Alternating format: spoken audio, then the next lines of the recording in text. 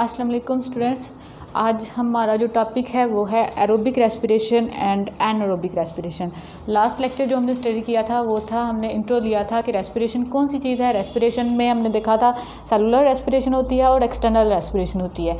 Cellular respiration में हमने कहा था कि ऑक्सीडेशन होती है, कार्बन हाइड्रोजन के बॉन्ड्स टूटते हैं, इसको हमने कहा था ये सेलुलर रेस्पिरेशन है। और एक्सटर्नल रेस्पिरेशन में कहा था कि ये एक्सटर्नल रेस्पिरेशन को हम ब्रीथिंग भी कहते हैं, इसमें हम एक्सचेंज करवाते हैं गैसेस का between organism and it's environment. Next जो हमने टॉपिक स्टडी करना है वो है टाइप्स हैं रेस्पिरेशन की। दो टाइप्स होती हैं रेस्पिरेशन की, एक को हम कहते हैं एरोबिक रेस्पिरेशन और दूसरा होता है एनारोबिक रेस्पिरेशन। एरोबिक रेस्पिरेशन और दूसरी चीज़ है हमारे पास एनारोबिक रेस्पिरेशन।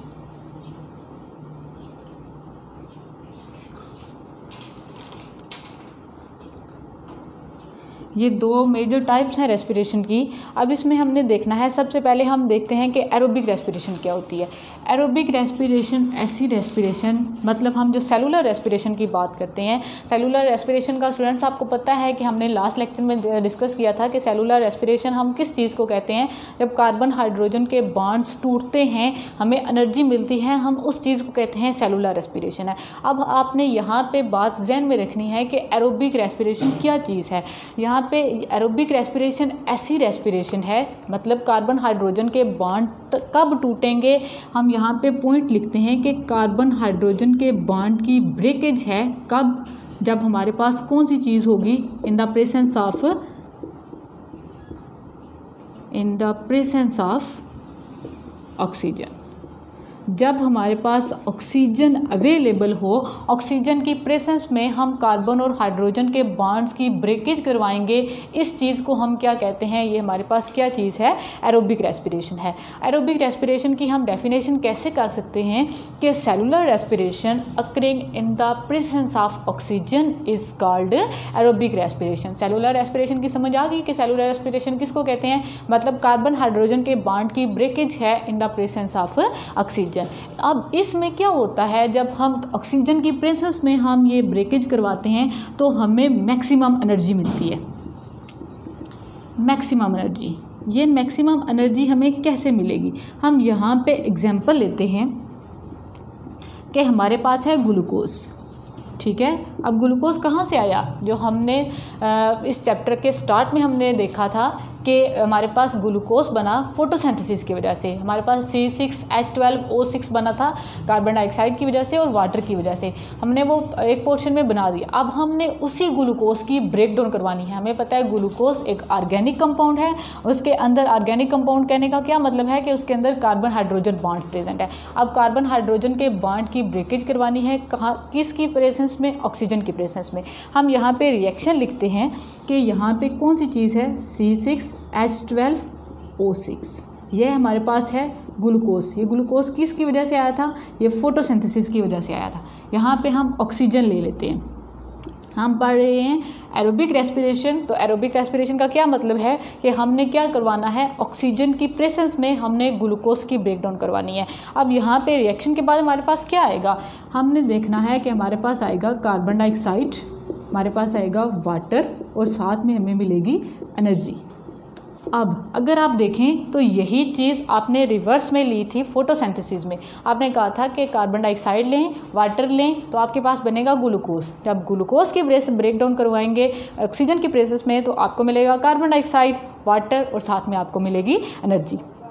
अब ये जो ब्रेक डाउन होती है, ग्लूकोज कन्वर्ट हो जाता है कार्बन डाइऑक्साइड में, ये एक सिंगल स्टेप नहीं है, ये स्टेप मतलब दो फेजेस में ये रिएक्शन होता है। हम ये नहीं कह सकते कि डायरेक्ट ग्लूकोज जो है वो कार्बन डाइऑक्साइड में कन्वर्ट हो जाता है। यहाँ पे क्या होता है, दो फेजेस होते हैं इस रिएक्शन को कंप्लीट करवाने के लिए। हम अगर वो फेजेस देखें तो हम ये कहते हैं कि यहाँ पे एरोबिक रेस्पिरेशन के लिए दो फेजेस हैं, टू मेजर फेजेस। ये फेजेस किस चीज़ के हैं? ये फेजेस हैं कि आपने ग्लूकोज की ब्रेकडाउन करवानी है, ग्लूकोज को कन्वर्ट करवाना है कार्बन डाइऑक्साइड तक। अब ग्लूकोज को जब हम कार्बन डाइऑक्साइड तक कन्वर्ट करवाते हैं, बीच में 2-3 स्टेप आते हैं। अब आपने वो स्टेप्स देखने हैं कि ग्लूकोज कैसे कैसे कार्बन डाइऑक्साइड में कन्वर्ट होता है। जैसे हम इसमें एग्जांपल इसकी अगर आप देख लें तो हम ये कहते हैं कि अगर हमने कहीं पे जाना है तो हम ये कहते हैं कि हम डायरेक्ट उस पॉइंट पे नहीं पहुंच जाते, हमें दरम्यान में 2-3-4 स्टेप्स आते हैं, कुछ स्टॉप आते हैं, उन स्टॉप से गुजर के हमें अपने पॉइंट तक पहुंचना पड़ता है। अब यहाँ पे भी वही बात है कि हमने ग्लूकोज की ब्रेकडाउन करवानी है कार्बन डाइऑक्साइड तक। अब जब ग्लूकोज को कार्बन डाइऑक्साइड में कन्वर्ट करना है तो इसके कन्वर्जन में 2-3 स्टेप्स आते हैं। कौन कौन से स्टेप्स आते हैं कि पहला स्टेप जो है वो हम कहते हैं ग्लूकोज जो है ये सबसे पहले कन्वर्ट होता है किस में? पायरुविक एसिड में। पायरुविक एसिड क्या चीज़ है? पायरुविक एसिड एक कंपाउंड है। अगर हम कहते हैं कि ग्लूकोज जो है, ग्लूकोज है 6C कंपाउंड। 6C का क्या मतलब है कि ग्लूकोज ऐसा कंपाउंड है जिसके अंदर कितने कार्बन होंगे? 6 कार्बन। कि अगर आप स्ट्रक्चर देखें तो हम कहते हैं कि ये C6 सामने लिखा हुआ है, इसके अंदर कितने कार्बन है? 6 कार्बन। अब इसकी ब्रेकडाउन करवानी है, आप यहाँ पे 3C कंपाउंड लेके आएंगे। 3C कंपाउंड का क्या मतलब है कि आप लेके आए हैं पायरुविक एसिड। अब पायरुविक एसिड का अगर हम फार्मूला देखें तो हम कहते हैं C3H4O3। ये फार्मूला है हमारे पास पायरुविक एसिड का कि सबसे पहले हमारे पास कि अगर ये देखें C6H12O6, इसकी ब्रेकडाउन करवानी है सबसे पहले किस में? C3H4O3। ये है इसका फर्स्ट फेज़। नेक्स्ट जो अगला फेज़ है इसमें वो है पायरुविक एसिड का जो मॉलिक्यूल है उसकी ऑक्सीडेशन करवानी है, वो ऑक्सीडाइज्ड होगा, हमारे पास एनर्जी आएगी और उस एनर्जी के साथ हमारे पास कौन सी चीज़ आएगी? Carbon dioxide. कि यहाँ से अगर हम देखें कि ये जो चीज़ है ये हमारे पास पायरुविक एसिड है, इसकी ब्रेकडाउन होगी, हमारे पास आ जाएगी एनर्जी और इसके साथ हमें क्या मिलेगा? Carbon dioxide. ये है हमारे पास एरोबिक रेस्पिरेशन। नेक्स्ट जो चीज़ है हमारे पास वो है एनारोबिक रेस्पिरेशन। एनारोबिक रेस्पिरेशन भी क्या चीज़ है? एनारोबिक भी हम कहते हैं कि सेलुलर रेस्पिरेशन की टाइप है।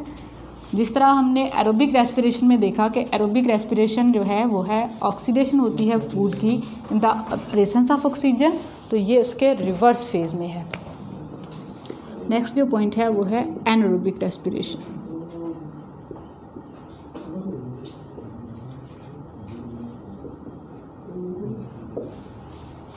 एनारोबिक रेस्पिरेशन क्या चीज़ है?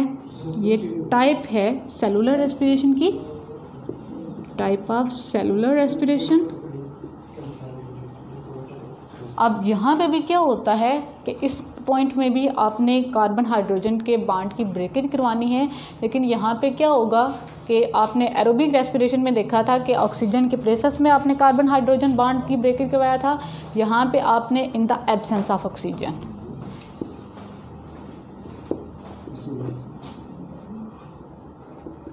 एब्सेंस ऑफ ऑक्सीजन कि यहाँ पे भी वही चीज़ है कि आपने ग्लूकोज की ब्रेकडाउन करवानी है, लेकिन यहाँ पे आपने ऑक्सीजन को यूज़ नहीं करना। In the absence of oxygen जब आप कार्बन हाइड्रोजन के बॉन्ड तोड़ते हैं तो इसको आप क्या कहते हैं? ये है हमारे पास एनारोबिक रेस्पिरेशन। अगर इसमें हम एनर्जी का डिफरेंस देखें तो हमने कहा एरोबिक रेस्पिरेशन में हमें बहुत ज़्यादा एनर्जी मिलती है, मैक्सिमम एनर्जी मिलती है, कंप्लीट ब्रेकडाउन हो जाता है, उसमें फूड कंप्लीटली ऑक्सीडाइज्ड हो जाती है। यहाँ पे एनारोबिक में क्या होता है? इनकम्प्लीट ऑक्सीडेशन होती है फूड की, ग्लूकोज की, और हमें मैक्सिमम एनर्जी नहीं मिलती। Maximum energy don't produce maximum energy. अब नेक्स्ट जो चीज़ है इसमें क्या होता है? इसमें भी हम कहते हैं कि जिस तरह हमने एरोबिक रेस्पिरेशन के हमने फेजेस देखे थे कि एरोबिक रेस्पिरेशन 2 स्टेप्स में होती है, यहाँ पे भी जब ग्लूकोज की हमने ब्रेकडाउन करवानी है तो हमारे पास एनारोबिक रेस्पिरेशन भी स्टेप्स में होती है। इसमें भी 2 स्टेप्स आ जाते हैं। एनारोबिक रेस्पिरेशन के भी 2 फेजेस आ जाते हैं। कौन कौन से फेजेस हैं? इसमें फर्स्ट फेज़ सेम है। सेम कैसे? कि जैसे आपने एरोबिक रेस्पिरेशन में देखा था कि ग्लूकोज मॉलिक्यूल जो हैं वो कन्वर्ट होता है, ग्लूकोज मॉलिक्यूल की ब्रेकडाउन हम करवाते हैं और ग्लूकोज किस में कन्वर्ट हो जाता है, पायरुविक एसिड में। ये स्टेप सेम है। अब जो सेकंड स्टेप है एनारोबिक रेस्पिरेशन में, वो दो तरह से होता है। मतलब जब पायरुविक एसिड हमारे पास आ जाता है तो इस पायरुविक एसिड को कार्बन डाइऑक्साइड में कन्वर्ट करने के लिए हमें क्या करना पड़ता है, हमें दो तरह के फेजेस लगाने पड़ते हैं। मतलब दो मुख्तलिफ रास्ते होते हैं कि हम कार्बन डाइऑक्साइड में पायरुविक एसिड को कन्वर्ट करवा सकते हैं। कैसे कि एक है कि हमारे पास इस कार्बन डाइऑक्साइड को, पायरुविक एसिड को कार्बन डाइऑक्साइड के अंदर कन्वर्ट करवाने के लिए एक जो चीज़ है उसको हम कहते हैं अल्कोहलिक फर्मेंटेशन। सेंस यहाँ पे एनारोबिक रेस्पिरेशन जो है इसको हम फर्मेंटेशन भी कह सकते हैं, फर्मेंटेशन। अब यहाँ पे जो नेक्स्ट चीज़ है कि एक पॉइंट है हमारे पास कि पायरुविक एसिड कन्वर्ट होगा कार्बन डाइऑक्साइड में, जो पाथवे यूज़ करके वो होगा अल्कोहलिक फर्मेंटेशन वाला। दूसरा जो पॉइंट हम लेते हैं वो है कि हो सकता है कि यहाँ पे जो पायरुविक एसिड है वो दूसरा पाथवे यूज़ करे। वो पाथवे कौन सा है, lactic acid fermentation. Lactic acid fermentation, ये दो पाथवे हैं। ये पाथवे किस लिए हम यूज़ करते हैं कि ये जो हमारे पास पायरुविक एसिड आया है उसको हमने कन्वर्ट करना है किसके अंदर, कार्बन डाइऑक्साइड के अंदर। अब अगर हम इन दोनों पाथवेज़ को देखते हैं, कौन कौन से पाथवेज़ हैं, एक एरोबिक अल्कोहलिक फर्मेंटेशन है और दूसरा है हमारे पास लैक्टिक एसिड फर्मेंटेशन। ये कैसे अपना फंक्शन परफॉर्म करते हैं, यहाँ पे हम कैसे कार्बन डाइऑक्साइड की कन्वर्जन करवा सकते हैं। सबसे पहले हम देखते हैं अल्कोहलिक फर्मेंटेशन।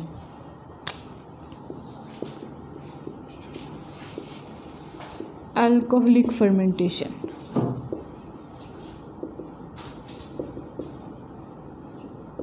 अल्कोहलिक फर्मेंटेशन कैसे होता है कि यहाँ पे देखें, अल्कोहलिक फर्मेंटेशन में ये भी हम कहते हैं एनारोबिक रेस्पिरेशन है। और ये रेस्पिरेशन अल्कोहलिक फर्मेंटेशन हमें कहाँ पे नज़र आएगी कि हम कहते हैं कुछ बैक्टीरिया के अंदर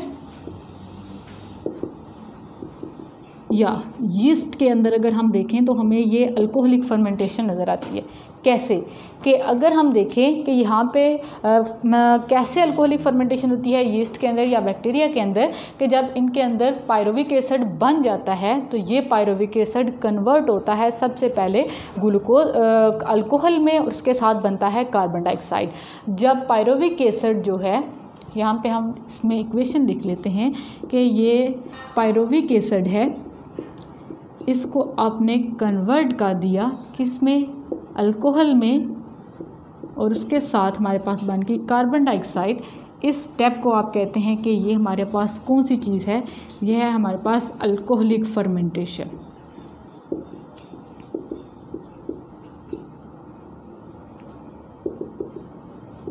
इस चीज़ को आप क्या कहते हैं, ये है हमारे पास अल्कोहलिक फर्मेंटेशन। अगर हम इसकी इक्वेशन लिखें तो हम ये कहते हैं कि पायरुविक एसिड को आपने कहा था C3H4O3। हमारे पास कितने मॉलिक्यूल थे इसके, 2 मॉलिक्यूल। हमारे पास एक ग्लूकोज की ब्रेकडाउन से 2 पायरुविक एसिड बनते हैं। अब इसकी ब्रेकडाउन से हमारे पास कौन सी चीज़ आएगी, हमारे पास आएगा C2H5OH। ये कौन सी चीज़ है हमारे पास, ये इथाइल अल्कोहल। इसके साथ आपने बना दिया कार्बन डाइऑक्साइड। हमारे पास ग्लूकोज कन्वर्ट हो गया है कार्बन डाइऑक्साइड में। अब नेक्स्ट स्टेप जो है हमारे पास वो है लैक्टिक एसिड फर्मेंटेशन। हम जो पॉइंट्स पढ़ रहे हैं वो कौन सी चीज़ है कि हमने सेलुलर रेस्पिरेशन देखी। सेलुलर रेस्पिरेशन में कार्बन हाइड्रोजन के बॉन्ड की ब्रेकेज हमने करवाई है। अब जब पायरुविक एसिड हमारे पास आ गया, अब उस पायरुविक एसिड को हम एनारोबिक रेस्पिरेशन में कन्वर्ट करवा रहे हैं कार्बन डाइऑक्साइड के अंदर। तो हमने एक स्टेप पढ़ लिया कि इसमें होता है अल्कोहलिक फर्मेंटेशन। नेक्स्ट है हमारे पास जो दूसरी चीज़ है वो है लैक्टिक एसिड फर्मेंटेशन। ये सेकंड पाथवे है कि हम इस मेथड के, इस पाथवे के ज़रिए भी हम पायरुविक एसिड को कन्वर्ट करवा सकते हैं कार्बन डाइऑक्साइड के अंदर। अब ये लैक्टिक एसिड फर्मेंटेशन कहाँ पे होती है कि ये ह्यूमंस के स्केलेटन के अंदर होती है, या बेशुमार एनिमल्स हैं जिनके स्केलेटल मसल्स के अंदर होती है। इसमें भी क्या होता है कि पायरुविक एसिड के जो मॉलिक्यूल हैं, अगर हम यहाँ पे पॉइंट्स लिखते हैं तो हम कहते हैं occurs in humans and other animals. कहाँ पे होती है? स्केलेटल मसल्स के अंदर।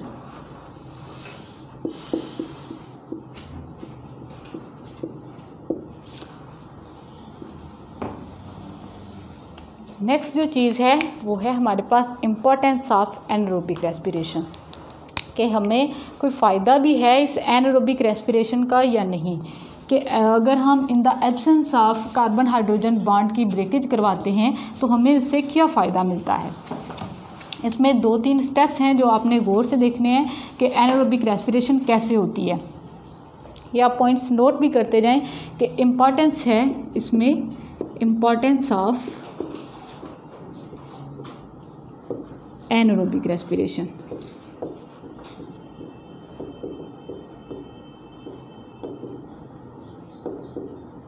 सिंस ये आप पॉइंट्स में लिखेंगे तो आपको सही तरीके से समझ आ जाएगी। आप इसमें पॉइंट्स लिखते जाएं, नोट करते जाएं इसमें कि क्या है कि सबसे पहले इसमें आप देखें एनएरोब्स की बात होगी कि अगर हम अर्ली अर्थ में लाइफ फॉर्म को देखें तो हम कहते हैं कि जब अर्ली कंडीशंस थी तब ऑक्सीजन नहीं थी, ऑक्सीजन हमारे अर्थ प्लैनेट पे नहीं थी। तब क्या था कि जितने भी ऑर्गेनिज्म थे वो सब के सब क्या करते थे? वो एनारोबिक रेस्पिरेशन करते थे। एनारोबिक रेस्पिरेशन मतलब वो कार्बन हाइड्रोजन की ब्रेकडाउन करवाते थे, वो फूड की ब्रेकडाउन करवाते थे in the absence of oxygen. अब ये जो चीज़ है कि ऑर्गेनिज्म एनर्जी गेट करते हैं कैसे? एनारोबिक रेस्पिरेशन के ज़रिए। तो जो ऑर्गेनिज्म ये मेथड यूज़ करते हैं उनको आप कहते हैं ये क्या है? एनारोब्स। एनारोब्स में क्या चीज़ें आ जाती हैं? इसमें कुछ बैक्टीरिया आ जाते हैं और कुछ फंजाई आ जाते हैं। Some bacteria and fungi. मतलब ये एनारोबिक रेस्पिरेशन फेवरेबल है कि जब हमारे पास ऑक्सीजन नहीं होती या ऑक्सीजन डेफिशिएंसी होती है तब हम एनारोबिक रेस्पिरेशन कर सकते हैं। नेक्स्ट स्टेप है ये, इसमें इम्पॉर्टेंट है। इसमें कौन सी चीज़ है कि हम कहते हैं कि ह्यूमन स्केलेटन सिस्टम जो है, स्केलेटल मसल्स जो हैं वहाँ पे एनारोबिक रेस्पिरेशन होती है। कैसे होती है? नेक्स्ट हम देखते हैं कि ह्यूमन के स्केलेटन के अंदर, ह्यूमन स्केलेटल मसल्स के अंदर एनारोबिक रेस्पिरेशन होती है। इसमें हम एग्जांपल लेते हैं कि स्टूडेंट्स जब हम एक्सरसाइज करते हैं या हम दौड़ते हैं या हम कोई हैवी वर्क करते हैं, हार्ड वर्क करते हैं तो हमें क्या होता है? अगर हम एग्जांपल लेते हैं कि हम दौड़ते हैं, हम रनिंग करते हैं तो उस वक्त क्या होता है कि हमारी ऑक्सीजन का या हमारी जो रेट है ऑक्सीजन का वो ज़्यादा हो जाता है। अब आप जो रेट ज़्यादा हो रहा है इसका मतलब आप जब एक दफ़ा सांस लेते हैं वो रेट तो वही है, आप उसमें ज़्यादा ऑक्सीजन तो नहीं ले सकते। अब उस वक्त जो कंडीशन होती है वो होती है स्ट्रेस की कंडीशन। आपकी बॉडी में डिमांड ऑक्सीजन की ज़्यादा होती है लेकिन आप उतनी ऑक्सीजन बॉडी में नहीं दे पा रहे होते। अब क्या होता है कि आपके स्केलेटन मसल्स के अंदर लैक्टिक एसिड फर्मेंटेशन होना शुरू हो जाती है। आपकी बॉडी के अंदर जो ग्लूकोज स्टोर्ड है उसकी लैक्टिक एसिड फर्मेंटेशन होती है, वहाँ से आपको एनर्जी मिलना शुरू हो जाती है। इस तरह हम कहते हैं कि आपकी एक्सरसाइज में जो एनर्जी लगती है वो कहाँ से आ रही होती है? वो आपकी बॉडी के अंदर लैक्टिक एसिड फर्मेंटेशन होती है। इस वजह से आप वो वर्क अच्छे तरीके से कर सकते हैं। अब जो लास्ट चीज़ है इसमें वो है कि साइंटिस्ट ने इस फर्मेंटेशन के मेथड को यूज़ करके बायोटेक्नोलॉजी में बेशुमार चीज़ें बनाई। कौन सी चीज़ें बनाई हैं कि ह्यूमन की वेलफेयर के लिए हम कहते हैं कि यीस्ट को यूज़ किया, या हम कहते हैं कि फंजाई को यूज़ किया, बैक्टीरिया को यूज़ किया। अब हम अगर इनकी बात करते हैं फर्मेंटेशन अगर बैक्टीरिया के अंदर करवाई जाए तो इसमें हमारे पास चीज़ें आती हैं, मैन की जो प्रोडक्ट्स हमारे पास आ जाते हैं वो कौन से हैं कि अगर हम फर्मेंटेशन करवाते हैं बैक्टीरिया की, फर्मेंटेशन बाय बैक्टीरिया, तो हमारे पास आ जाता है, हम चीज़ की फार्मेशन करवा सकते हैं और इसके साथ योगर्ट फार्मेशन करवा सकते हैं। उसके बाद जो हम फर्मेंटेशन करवाते हैं यीस्ट के अंदर, यीस्ट की वजह से हमें जो यीस्ट की फर्मेंटेशन है ये यूज़फुल है कहाँ पे? बेकिंग इंडस्ट्री में।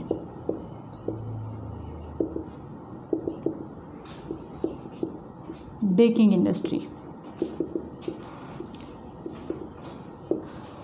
और जो फंजाई की हम फर्मेंटेशन करवाते हैं उसमें हमारे पास जो प्रोडक्ट आता है वो है सोया सॉस। ये जो सॉसेज वगैरह हम यूज़ करते हैं ये किस वजह से आते हैं, ये हम फंजाई के जो फर्मेंटेशन करवाते हैं उसकी वजह से हमारे पास आता है। इस तरह ये स्टूडेंट्स इंपॉर्टेंट है एनारोबिक रेस्पिरेशन। किस तरह से इंपॉर्टेंट है कि ऑर्गेनिज्म एनारोबिक रेस्पिरेशन करते हैं जब हमारे पास ऑक्सीजन की डिमांड ज़्यादा हो जाती है। उसके बाद हमने देखा कि ह्यूमन्स के स्केलेटल मसल्स में भी हम एनारोबिक रेस्पिरेशन करते हैं जब हम एक्सरसाइज करते हैं या हार्ड वर्क करते हैं। नेक्स्ट हमारे पास हम बायोटेक्नोलॉजी के अंदर हम ये एनारोबिक रेस्पिरेशन को यूज़ करके हम बेशुमार प्रोडक्ट्स बनाते हैं। वो प्रोडक्ट्स कौन कौन सी हैं, हम चीज़ फार्मेशन करवा सकते हैं, बेकिंग इंडस्ट्री में फर्मेंटेशन को यूज़ करते हैं और सॉसेज वगैरह की फार्मेशन के लिए भी हम यहाँ पे फर्मेंटेशन को यूज़ करते हैं। नेक्स्ट जो चीज़ हम पढ़ेंगे वो है mechanism of cellular respiration. Okay, अल्लाह हाफिज़।